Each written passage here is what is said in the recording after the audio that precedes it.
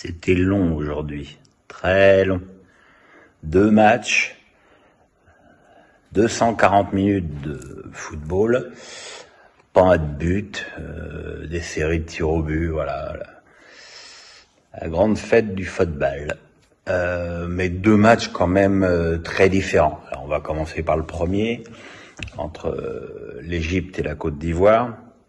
Alors on a tous vu dans des grands tournois comme ça, des équipes qui débutent le championnat et les phases de poule en trombe et qui coincent des matchs d'élimination directe, et inversement des équipes qui sont assez poussives dans les matchs de poule et qui prennent une autre dimension dans les matchs coup près.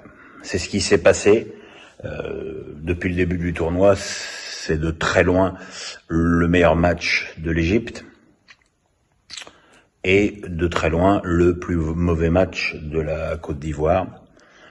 Parce que s'il y a une équipe qui devait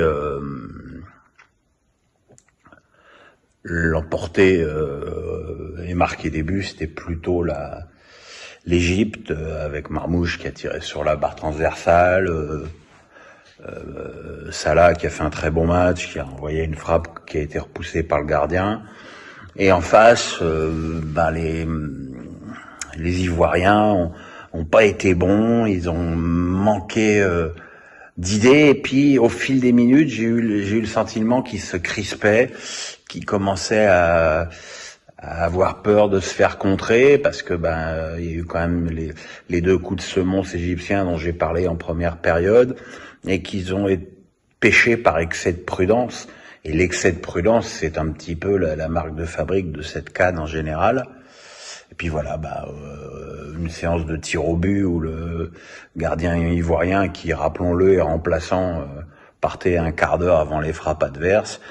Et Eric Bailly, le défenseur qui a joué tout le match avec un casque, qui a raté le seul tir au but de la partie. Donc voilà, c'est l'Égypte qui va en quart. Et franchement, sur le match, c'est mérité. Par contre, que dire de Mali, Guinée équatoriale, sinon que ça a été une purge infâme, avec 2 équipes qui n'ont même pas cherché à attaquer. Je suis désolé. Et en 2 heures de jeu, il y a eu vraiment un nombre famélique d'occasions dignes de ce nom. De toute façon, depuis le début du tournoi, les Maliens avaient un gros problème offensif. Et puis, la Guinée équatoriale, ils sont 130e à la FIFA.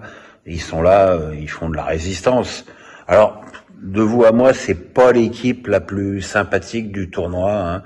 Ça fait beaucoup de fautes, ça truque énormément, ça râle encore plus, avec 2 symboles, hein, le défenseur Andrade, qui est une plaie, et son pendant Iban Eddou, dont j'avais déjà parlé dans une vidéo précédente, qui lui aussi, même s'il a une activité, c'est une sorte de petit Suarez, pas avançante, mais une sorte de petit Suarez au niveau du caractère. C'est-à-dire, c'est le mec contre qui tu détestes jouer et que tu adores avoir dans ton équipe.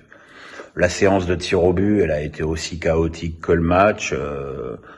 Il y a eu 3 échecs côté malien, 2 du côté guinéen. Et c'est la Guinée qui continue sa belle histoire.